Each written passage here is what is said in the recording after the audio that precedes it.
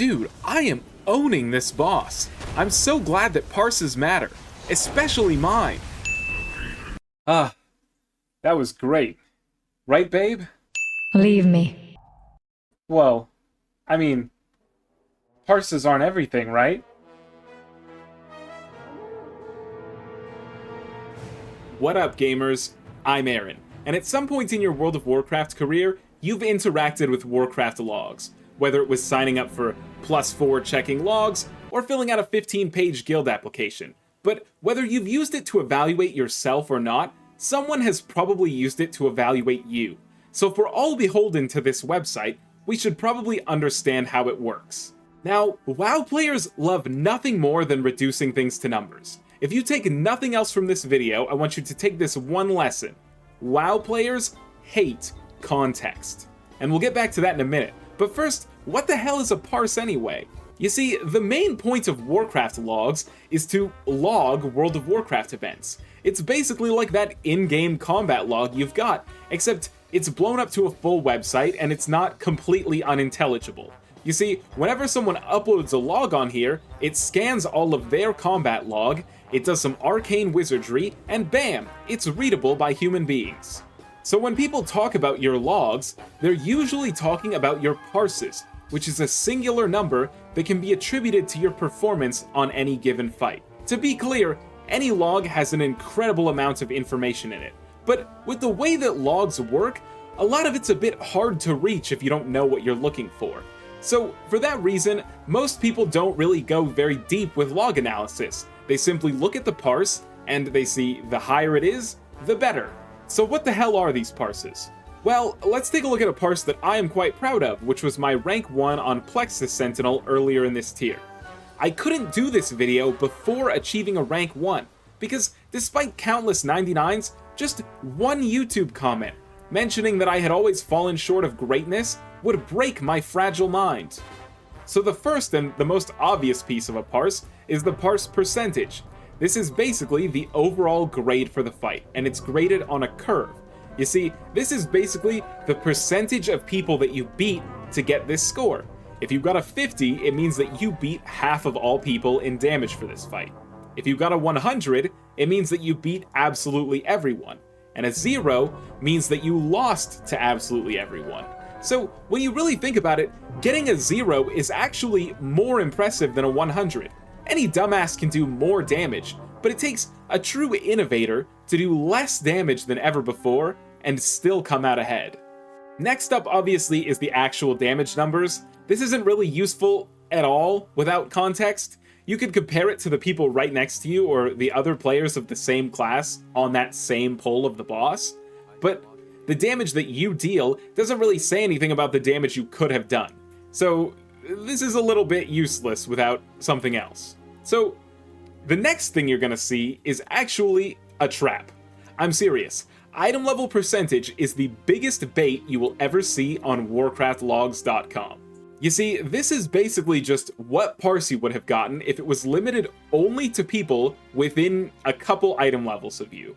And this is like a fucked up version of that game show Are You Smarter Than a 5th Grader? In the sense that if you lose, it's fucking embarrassing because the world just watched you get dunked on by a 5th grader. And if you win, it doesn't mean anything. You're supposed to win. You're a 28-year-old man with half a college degree. The same thing applies to item level. I see all the time noobs say, well, I did pretty good for my item level, but realistically, their item level bracket is usually like 90% people getting AFK boosted and like 2 guys that know what they're doing, but they're on the worst ult you've ever seen.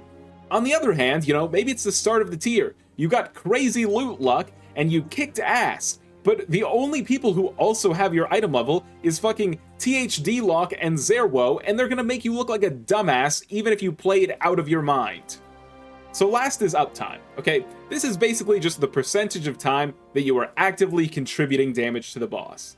This is pretty affected by all the shit you're gonna have to do in a fight. But if you're a gamer, you're gonna keep this as close to 100 as possible, no matter what you end up having to do. So you might notice I said a lot of this doesn't matter, and not a lot of this is what actually matters. So does any of it matter? Well, of course it does, but not any one aspect in isolation. You see, if you want to get a good grasp of if someone is a good player, you're going to have to look at a lot more than just one pull of a boss kill, and probably a lot more than just their damage as well. That's how we loop back into the main idea at play here, which is WoW players hate context. And once you notice this, you'll see it everywhere you look, from every WoW guide ever written to the dumbest questions you'll ever see in class discords. But the end result of that hatred, at least in terms of logs, is that most players don't know how to assess any of this beyond saying, higher parse means better player. But context matters so much, and to really drive that home, I'm going to show you how one parse can change so much even if you do nothing differently. This here is Lumathar. You probably know him from having your favorite healer trinket, or a DPS trinket that pisses you off and is borderline unusable on Dimensius, but it sims higher so it's the only one you have. Anyway, Lumathar is a great example of how context can change your log. So if you haven't done the mythic form of this boss, the first phase will have 2 rows of these web orbs that will need to be killed for the team to move through. For a lot of classes, swapping to low health targets that spawn at range is a fucking massive damage loss, whether it's because they have to move to get in range, or because it takes them 5 globals on a target to start actually doing damage. It doesn't really matter why. The point here is that for many people, swapping to these adds is going to make your parse a little bit worse. The best thing you could do if you only cared about looking good on Warcraft logs is just completely ignore them and hope some other bozo will kill them. I mean, what else are warlocks for, right? Well, to some extent that's true, but the ethical and really the correct thing to do if you want to make re-clear fast is to just have everyone swap over for 2 seconds, it dies instantly, and then we get back to hitting the boss. So you can already kind of see off of just that one example that there are some aspects of being a good player and being a good parse performer that are a bit at odds with each other. Hell, sometimes doing the right thing is actively punished. I mean, we see that a lot more now that Warcraft logs likes to filter ads out of bosses. You'll go the entire prog being told these ads need to die, and then 2 weeks later, all of a sudden, you need to pretend that the boss is a single target training dummy. So, there's a lot of times where it's unclear whether the right thing to do is to play for yourself or play to do the right thing. Alright, now let's say our name is Mechanics Michael, okay? We are the most ethical player on our raid team by far, and that means that every time these dumbass little orbs spawn, we're hitting them. And I play an arcane mage, so if I want to be a nice guy, then I'm going to spend my arcane soul debuff shooting arcane barrages at these orbs. So let's say I do that, okay? I shoot my arcane barrage and the little blue spermie leaves my hand and flies off towards the ads. Well, now, there's a couple of things that could happen. A, it hits and it does like 5 million damage, okay? B, it crits, it does like 10 million damage, okay, now we're talking. C, if it hits when the ad is at 34% instead of 35, well now I'm in execute. So it's either doing 10 or 20 million damage, which is fucking awesome. But there's even secret option D, which is I shoot the barrage, it flies all the way over, and the mob dies before it hits. I did 0 damage for my global. So you can see that despite changing nothing that I do, there's about a 20 million damage window in just this one GCD that could come out completely differently. And you can downplay that if you want to. I mean, you can be a fucking nerd and you can talk about the law of large numbers and shit, but realistically, it's important to acknowledge that if you want the top logs, there's gonna be a bit of luck involved, or at least setting yourself up for a very advantageous position that lets you outcrank everyone despite that. So that in mind, we obviously can't just look at one parse, but that's all most people that you meet are gonna be able to really comprehend. So let's try to approach this ourselves from a more holistic perspective. First though, I want to mention a real quick, very important side note. You might notice that overnight, I've gone from Kitchen Commander to Razzun. What the hell's up with that? Well, it turns out that on YouTube, when people search for Kitchen Commander, they're usually looking for content pertaining to kitchens, and not how to optimize your damage with raid bots. Combine that with the fact that this bozo Kitchen Commander 1 appeared, it was a pretty dire time for the Kitchen Commander brand. Now, I considered a lot of options here, as it's very important to me to protect my identity. And I came about this close to creating a fake Google review, saying that I saw this guy scratch his nuts and then go back to work without washing his hands. But I did a lot of soul searching, and I decided that at the end of the day, the easiest thing to do was just change my name. You're welcome, Kitchen Commander 1. You can thank me anytime, and you can get rid of that embarrassing 1 at the end of your name. Oh yeah, and also, I'm going to be marking the Midnight Epic Edition as a business expense on my taxes, whether I get YouTube monetization or not. So if you wouldn't mind subscribing to help me avoid jail time for tax fraud, I'd really appreciate it. Anyway, let's get back to logs. So if we're going to have any hope of viewing the overall ability of a player, we're going to have to look at things through a more complicated lens. So I've pulled up my own character here, and I want to show you my logs from Liberation of Undermine. These are a little old now, but it's important to see how a full tier affects your parses. You can see that by the end of the patch, my performance average was on the higher end, and like we were talking about earlier, people who don't know how to critically analyze logs will just kind of look at this and say, okay, this guy's a juicer. I mean, yeah, I am a juicer. I'm probably the best player in the world, but take a look at this. If you just went off any one kill, you might not realize that. You might get a completely different result. I mean, I have at least 3 Sprocket Mongers that are quite embarrassing. But does that mean that whoever these logs belongs to is a worse player? Not always. I mean, half of these logs are in Deep Farm. Whoever is, logging in Deep Farm, this person could have just come off of 6 days straight of playing nothing but Fellowship. They log on to World of Warcraft with no warm-up, die on the kill poll, and then go back to playing another game. So the takeaway here is, again, individual aspects of logs are almost impossible to use effectively. If you want to draw anything from this, you have to either click on a log and get down and dirty, or you have to be able to observe trends over time. A guy who ends every tier with 95 plus performance average is probably a better damage dealer than someone who can't crack 80. Similarly, a guy who's always averaging around 40 has not suddenly improved by miles if they get a 75. So you get the point by now. Logs at face value are worthless. So let's say we crack one open. Well, logs are incredibly detailed, right? I'm never going to dispute that. But that context that players hate so much, well, it's also incredibly hard to find in this log. So, this here is my Sprocketmonger kill from Liberation of Undermine. It's just a single target boss fight, right? Well, there's also so much going on at the exact same time. So when a player wants to improve, they probably pull up the, cast timeline. They're going to scroll through here, and they're probably going to do one of 2 things. Firstly, they're going to look at their opener. They're going to see that, 3 seconds into my fucking opener, I did something wrong. I'm going to fix that. And then they close the log. They forgot about the other 700 global cooldowns that made up the fight because they were so zoomed in mentally that they missed the forest for the trees. And, their actual ability to play the fight gets ignored in favor of perfecting the first 10 seconds. Or, if they don't do that, then they'll see things that look incorrect to them, like a missed cast. And they'll simply say, okay, I gotta stop canceling casts. But the actual reason that they missed that cast is really only available through something like pulling up a second tab of the replay and trying to kind of analyze minimap movements.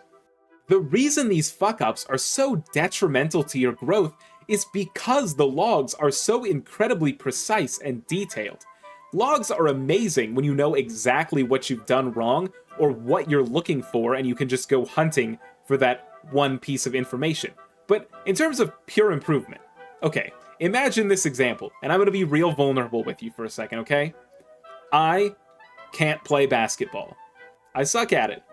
But imagine for a moment, I'm playing basketball, and LeBron James is on my team, and he passes me the ball.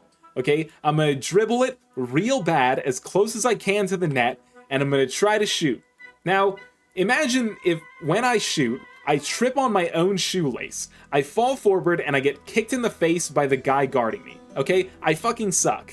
And if you watch that on video, you could see that all of my fundamental skills are lacking. LeBron James is wide open again. I can just pass it back to him. But I missed that completely. My shoe's not even tied. Everything that I could possibly do wrong went wrong. If I was asking someone for help, and I was looking at fucking basketballlogs.com, you know, some guy in the Power Forward Mains Discord is going to look at my log and he's gonna say, oh, you dribbled in your opener wrong, or at 31 seconds you breathed through your nose instead of your mouth.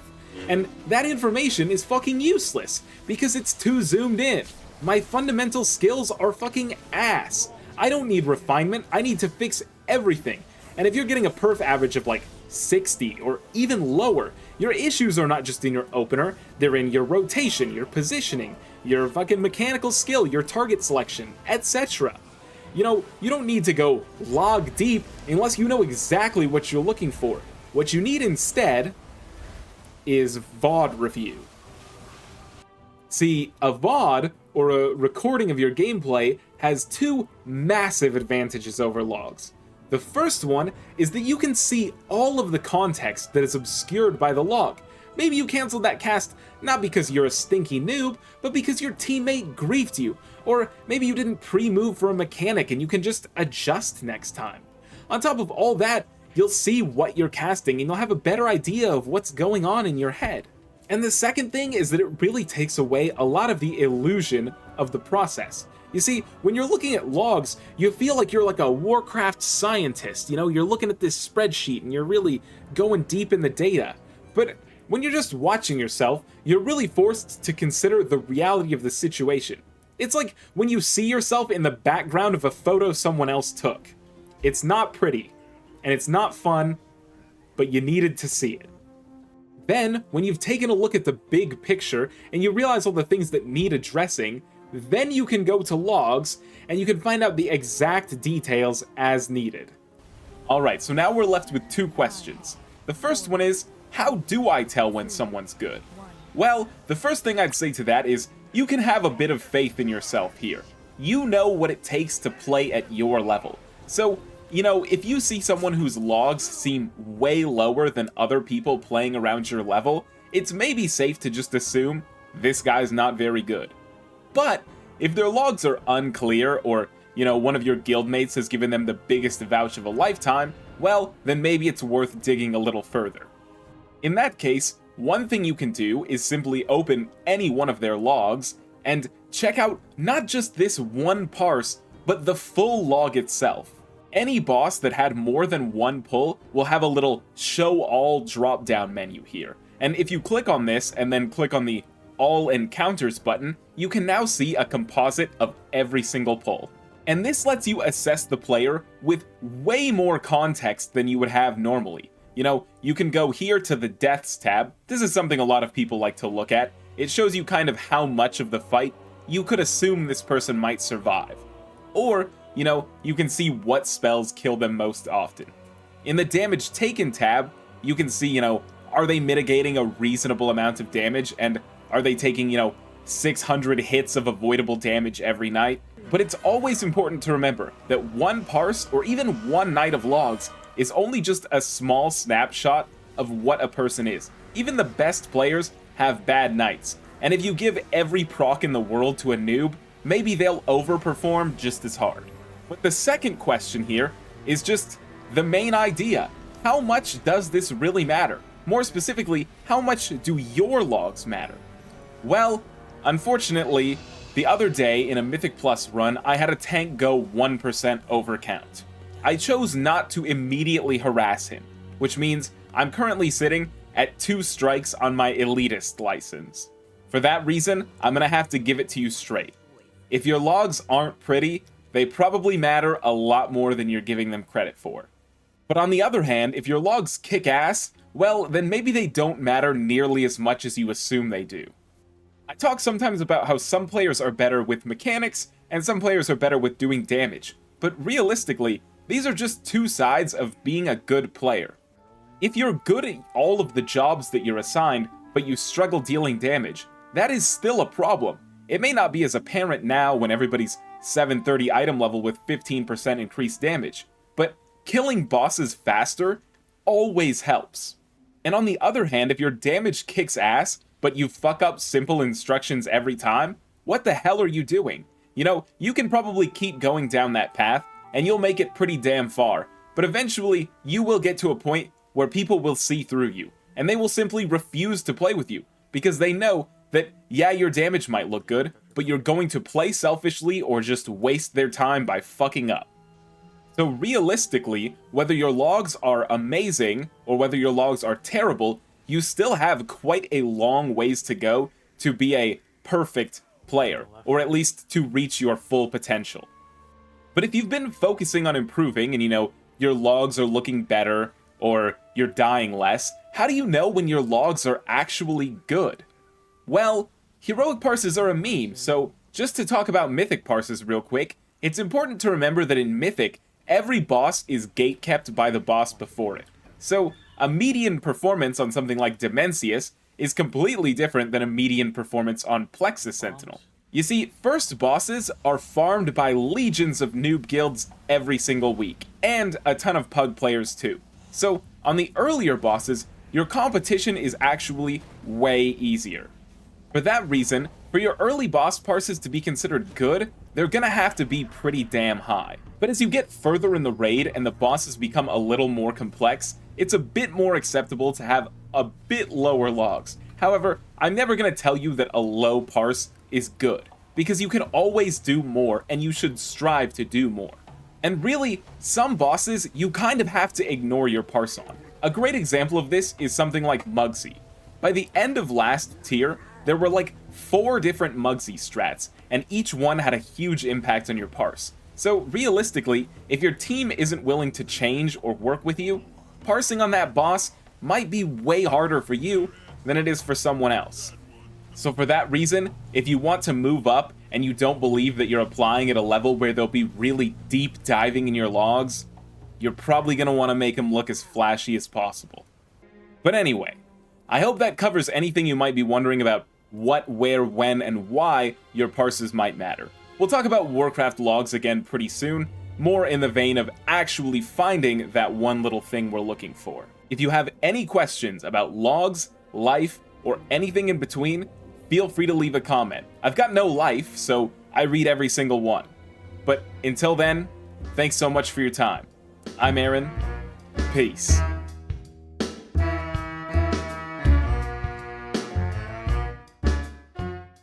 Sylvanas, baby, please, just tell me how to make you happy. Beg for your miserable life.